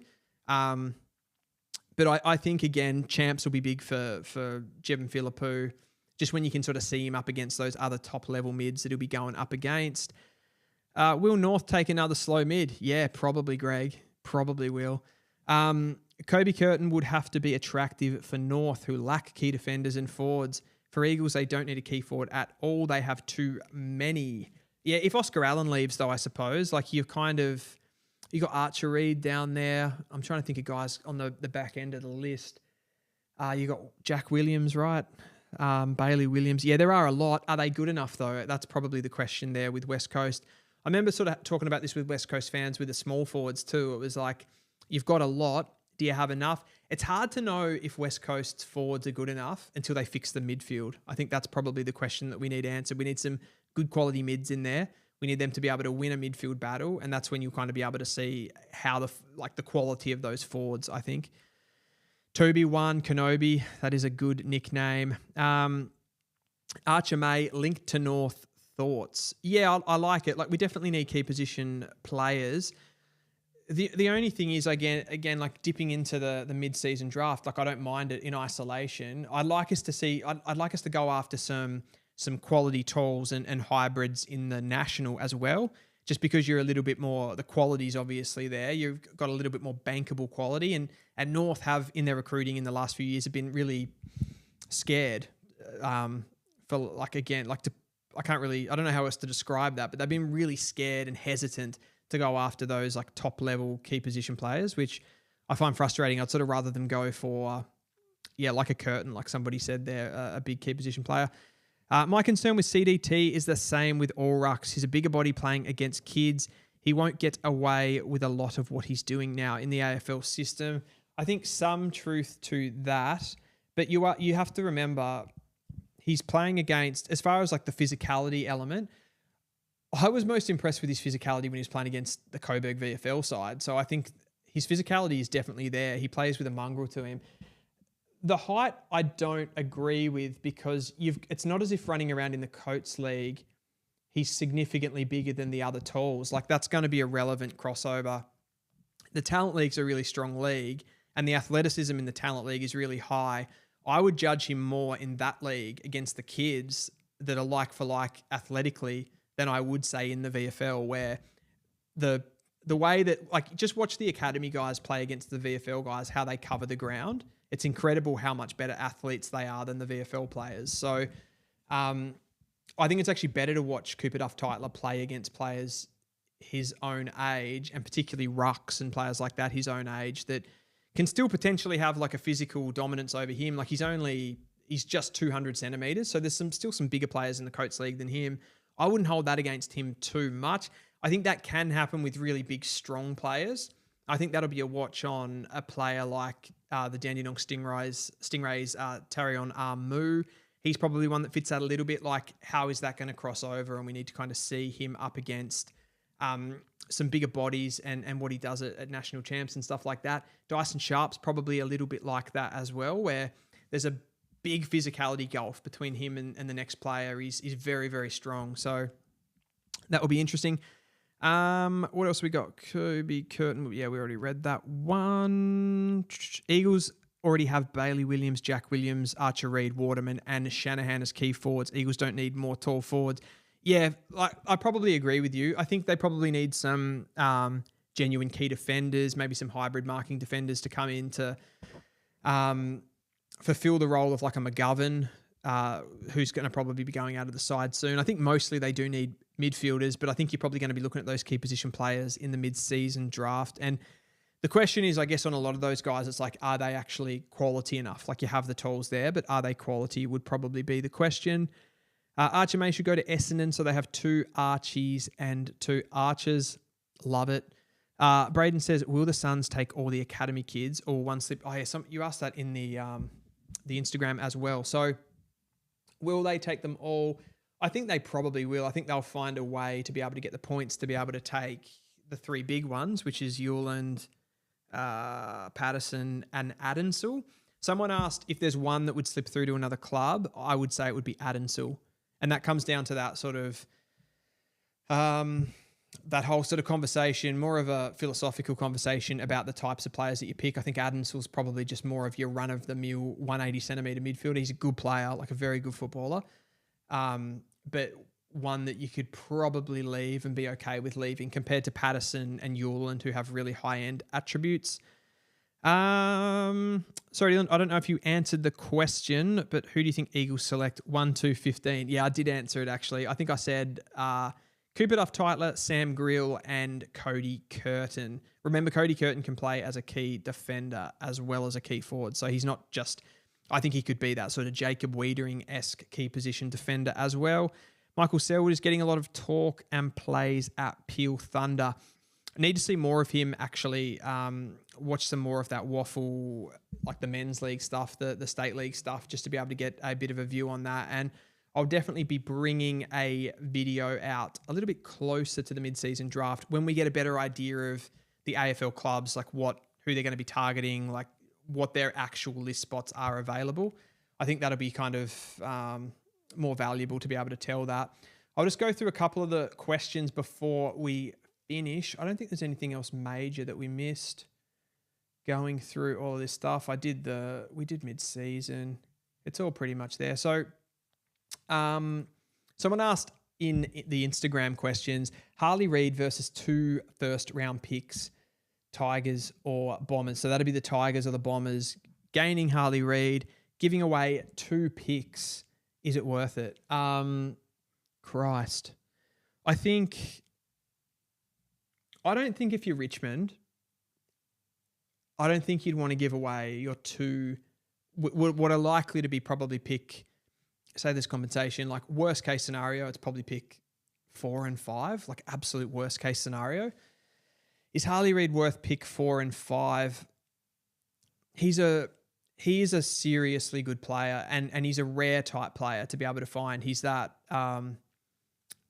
strike mid, as I like to call him. He's that kind of attacking, offensive, powerful, explosive centre forward midfielder, and they're a rarity in the AFL. So I think you'd consider it. I think you'd you'd be less keen with the players that are available in there and the ability to be able to get 2 players into your rebuild.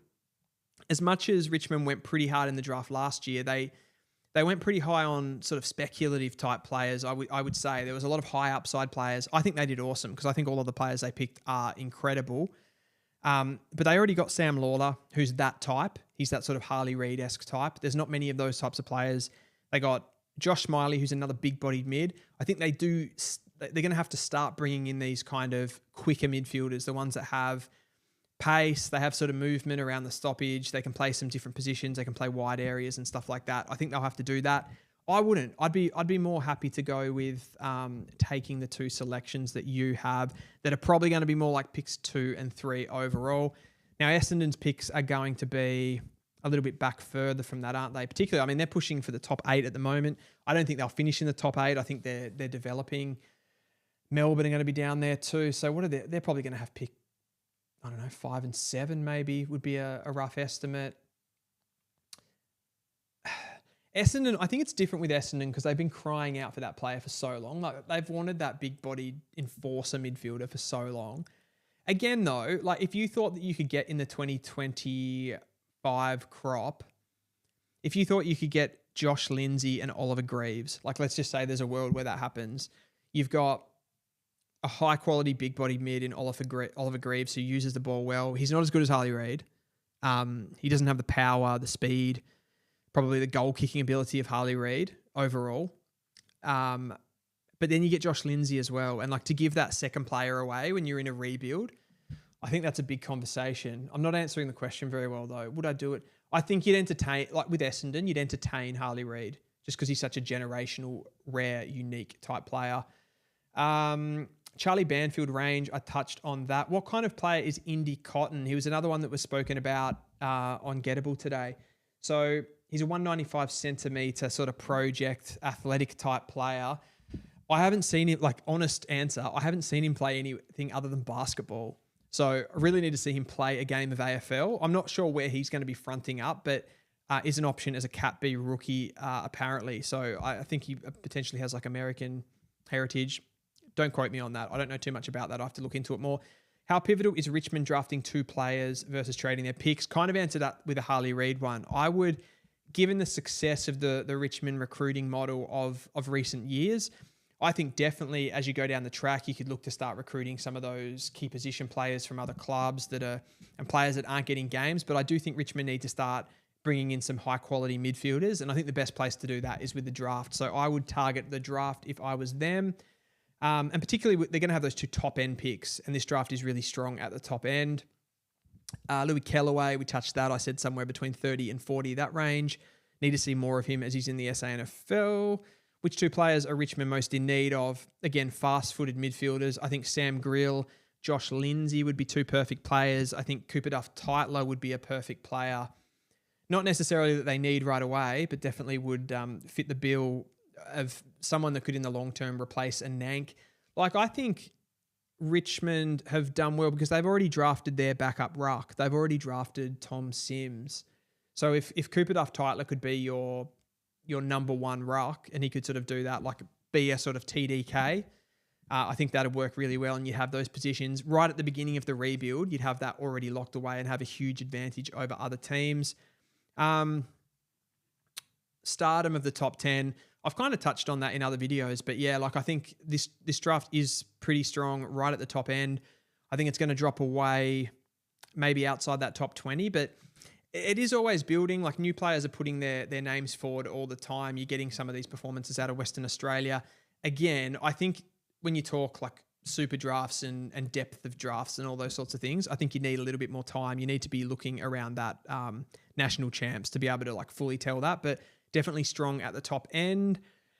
Given the Crows have a bunch of picks late, is there enough reason to take Stevens? Yeah, I think Stevens is great as a little running. Mitch Stevens talking about there from the Gippsland Power, who is a father-son to the Crows. Definitely. Gus Papel mid-season draft, touched on that at the front end. Really high upside, intercepting, running defender. I really like him. Oh, this one's good. Biggest game of the APS season. I think it's going to be, I reckon Caulfield are probably the team that are most or best placed to be able to win the flag. I've really been getting into APS football this year. I've been absolutely loving. I love the vibe of it. I love the competitiveness of it. I like that the games really matter. So that's been an important part of me kind of. I didn't really do that last year. I didn't spend a lot of time at the APS footy. I got like rumors and stuff that were going on, but I didn't really see it properly. So to answer that question though, I think it'll be Caulfield versus the reigning premier Brighton will be the biggest game, round 9. I think that is. When will they eliminate the NGA system ruining the game? I don't know. I'm a little bit like, I sort of like the growth of the game. I don't see these as like terrible, but it does affect the draft. I think they just need to be able to bring in something where the top end of the draft is kind of kept safe. So you can still incentivize teams to be able to go for those academies, to put work into the academies, to fund them and those sorts of things to keep growing the game. The game needs that at the end of the day. It's as much as sometimes we like it to be traditional and we like it to be for the fans, they are trying to grow it all the time and market it to wider audiences. So that's something that has to be kept in mind and is important for, I guess, like overall how we see the game. It's not even like fully national, the game, which is absolutely crazy that it's sort of our sport and it's not fully nationalized. So I think it's important. I wouldn't wish away the Northern Academies, but yeah, it is like something where it does definitely affect the draft quite badly. Could they in the future go to some sort of like an all academy system and the draft is actually out of it? Maybe. I think that's something that can be discussed as well. CJR, thanks Dylan. You were the best at this. Appreciate that, mate. Appreciate everybody for coming in and having a listen. And let me know too, like in the comments, if you like this sort of content and you like me doing the live stream to kind of keep you informed of like what's been happening over the recent weekends and sort of those bigger questions. I think it's a bit easier than me like pumping a video and then people just chucking questions and then I'm up late like typing them back. It's probably easier just to do it in this forum as well. CGR there, Tom Sims looking very bloody handy. Yeah, he was awesome. And Jonty is looking awesome. And it shows, like, I'd say both of those guys, like, they're those, like, bigger bodied sort of power type forwards as well, I think. A lot of Tom Lynch about Tom Sims. Jonty Fall, like, super competitive. I reckon he'd just be a bastard to play against, Jonty Fall. So it shows you how much that physicality and the combativeness of those key position forwards is so important. And I think Richmond got a couple of good ones there, even though they probably did have to reach a little bit for Jonty Fall. They got the guy that they wanted, and I think there's something to that. I wish North would take a leaf out of that book of just going for the player that you actually want. But if you're Harley, why would you go to Richmond or Essendon unless you're totally homesick? The challenge for Harley is to choose a team on the rise now. Yeah, it's a good question about like what drives players to play for different teams, blah, blah, blah. Like for me, I think like West Coast are probably one of the more attractive clubs to be able to play for if you're an AFL player. Enormous fan base, you play in front of big crowds. You've got the travel factor, but I don't think that bothers players too much overall. Yeah, like, would you like to come back? He is a Victorian, but he's a country Victorian from up like Bendigo way. So it's a tough one. Like Essendon, West Coast, Carlton, all those big teams, if you're playing in front of big crowds, I'd just be happy with that. I don't know. A lot of it seems to be kind of implemented it's been put in place by the media, like some of the narratives around that. I think everyone's been a little bit too hard on him, like overall, just in that Harley Reid conversation. I think he's had a lot to deal with as being such a highly sought after pick. And yeah, he just gets so much media attention for somebody that young, and it's difficult for him. I think his performances have been like not as bad as what people are saying as well. So I think that's another part to it. If Grill or CDT don't fall to us, I would trade for Butters or Reed. This might be the last one I do because I'm starting to get stream fatigue. I'm starting to die. So what was that again? If Grill or CDT don't fall to us, I would trade for Butters or Reed. That's a potential. Are you going to have the flexibility to be able to do that though? If Grill or CD don't fall to us, I would trade for Butters or Reed. I don't think you're going to be able to have the flexibility to be able to do that because you have to have your list already set up. If Eagles do trade Harley, the possibility of getting CDT, Lindsay, Greaves, Grill, Curtin, Wes and Evans, that could be close to Richmond's haul last year. Yeah, it would be a massive one. And given you've got those NGA players, it would be. And that's something that West Coast will have to be keeping in mind with the from 2024 to 2025. they really do have to look at that, like the players that they're already bringing in, look at the NGAs that they've got. I think Wes Wally can be a really high upside player as well. I think, yeah, for sure. Like if they got Cooper Duff-Tytler, if they got Lindsay, if they got Grill, that'd be huge. Plus their NGAs as well. That would be an absolutely massive haul. I'll go one more. DP says Jonty Fall runs all game, also really good at ground level, has a ceiling of Jeremy Cameron, such a workhorse. Yeah, and that's why recruiters absolutely loved him. Just that competitive nature that he plays with. He's really good at ground level. Just like a no-nonsense player, like a system player. I think he does, like, plays his role really well. He's a clinical finisher, power, all of those kind of things that you really want from a key position forward. And sometimes that gets lost when you look at forwards athletically and they don't have that competitiveness, because you've got to be like, it's a little bit like a goalkeeper in soccer, right? With key position players, like you've got to be mental, like you've got to fly in the air at contests, have no regard for your safety. You need a certain type of player to be able to do that. I can actually just put this back on myself now, can't I? You need a certain type of character to be able to do that, a certain type of mentality to be able to stick with that. So super important. And one of the most important things, particularly, not just key position players, but particularly with key position players who kind of need that physicality. That is going to be a wrap for this stream. If you've got any more questions for me, just chuck them in the comments. Like, this video will go up anyway, so I'll be able to get back to those and sort of answer any of those other questions. But I thought this would be something different. Thanks to everybody who has logged in and had a bit of a listen to me rant about the draft. Other than that, that is a wrap, guys, and I'll see you next time.